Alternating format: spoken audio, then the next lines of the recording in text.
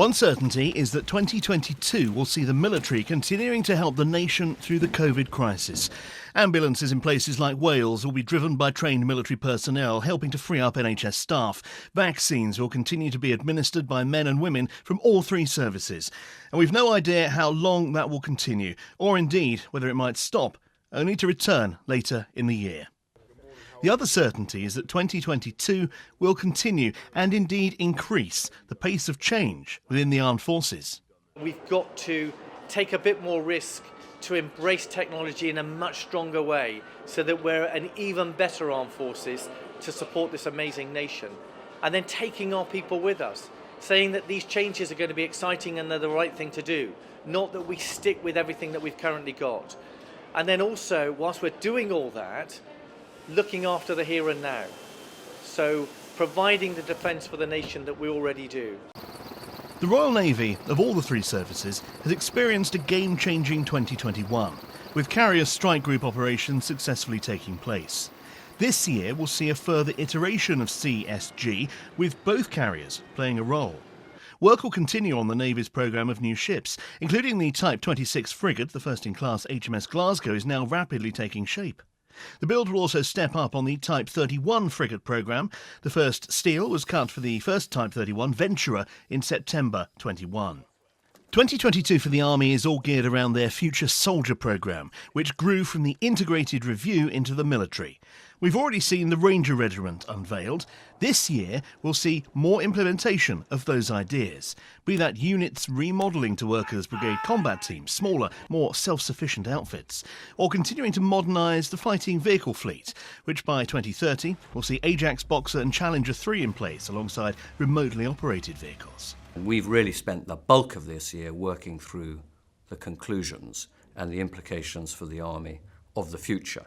And I think we were very pleased earlier this month to be able to reveal to the Army what it was going to mean to our structures, our career pathways, and how we were going to recruit and train the Army to deal with a very different form of land warfare and competition associated with the information and the digital age.